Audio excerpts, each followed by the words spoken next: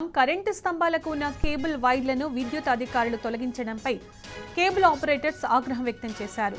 కనీసం సమయం ఇవ్వకుండా తొలగించడాన్ని ఖండించారు. సుమారు 1,20,00,000 మంది జనాభా ఉన్న గ్రేటర్ హైదరాబాద్ నగరంలో ఇంటర్నెట్, టీవీ సర్వీసులు చాలా కీలకం. అస్తవ్యస్తంగా ఉన్న కేబుల్, ఇంటర్నెట్ కేబుల్స్ ని ఒకే రోజు తొలగించడం వల్ల లక్షలాది మంది ప్రజలు తీవ్ర ఇబ్బందులు ఎదుర్కొంటారు. తమకు సమయం ఇస్తే కరెంటు స్తంభాలకు ఉన్న కేబుల్స్ ని తొలగించి వాటి స్థానంలో ఒకే ఫైబర్ కేబుల్ ని వేస్తామని కోరారు.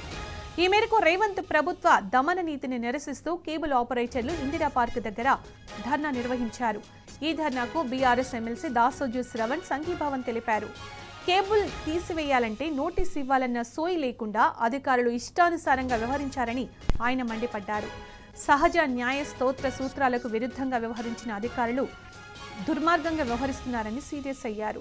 అవినీతిలో కూరుకుపోయిన రేవంత్ ప్రభుత్వం జియో, ఎయిర్టెల్ సంస్థలకు కొమ్ము కాసే విధంగా పేదలను పొట్టకొడుతోందని దుయ్యబట్టారు. కేబుల్ ఆపరేటర్ల జీవితాలను నాశనం చేస్తున్న రేవంత్ ప్రభుత్వానికి పతనం మొదలైందని Dasoju తూర్పారబట్టారు.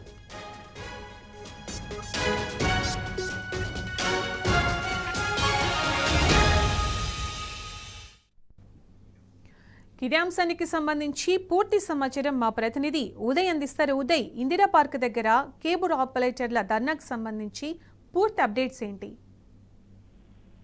Good evening Sunitha. Cable ఆపరేటర్లు కాంగ్రెస్ ప్రభుత్వంపై తిరుగుబాటు జెండా ఎగురవేశారు. ఎందుకంటే కనీసం సమయం ఇవ్వకుండా కేబుల్ ఆపరేటర్ల పొట్టలు కొడుతున్నారని చెప్పేసి కాంగ్రెస్ ప్రభుత్వం చేస్తున్న అరాచకాలకు ఇంకా అంటే ఫుల్ స్టాప్ చేసే రోజు దగ్గర ఉందని చెప్పేసి వారు చెప్తున్న పరిస్థితి కనిపిస్తా ఉంది. మనుషుల ప్రాణాలు కాపాడాలా, ర్యాలీలకు పోయినా లేకపోతే జనాలు పోయినా వాళ్ళకి ఏ రకమైన ఇబ్బందులు కలగకుండా ఎలక్ట్రిక్ స్తంభాలలో కరెంటు సరిగ్గా ఉందా లేదా, కేబుల్ ఆపరేటర్లు అని పశువులుగా చేసి మేము చర్యలు తీసుకుందామని చెప్పండి అని చెప్పేసి వారు చెప్తున్న పరిస్థితి కనిపిస్తుంది. మధ్యతరగతి వర్గాలకు వాళ్ళు అన్యాయం చేసే విధంగా ఆపరేటర్స్ అన్ని కట్ చేస్తున్నారు అని చెప్పేసి వారు చెప్తున్న పరిస్థితి కనిపిస్తుంది. ఒక పాలసీ లేదు, ఒక విధానం లేదు, ఒక మాట లేదు. కనీసం ఎందుకు తీసేస్తున్న సమయం ఇవ్వకుండా కూడా ఇలా అర్థాంతరంగా మా పొట్టలు కొట్టడం ఏంటని చెప్పేసి వారు కాంగ్రెస్ ప్రభుత్వాన్ని పెద్ద ఎత్తున కూడా డిమాండ్ చేస్తున్న పరిస్థితి కనిపిస్తోంది. కనీసం నోటీసు ఇవ్వకుండా కూడా ఇలా చేయడం ఏంటని చెప్పేసి వారు ప్రభుత్వాన్ని సూటిగా ప్రశ్నిస్తూ కనిపిస్తా ఉంది. దీనికి సంబంధించి ఇప్పటికే కేబుల్ ఆపరేటర్లు అందరూ కూడా ఈ రోజు ఇందిరా పార్క్ లో కూడా పెద్ద ఎత్తున ధర్నా నిర్వహించారు. ఈ ధర్నాకు సంబంధించిన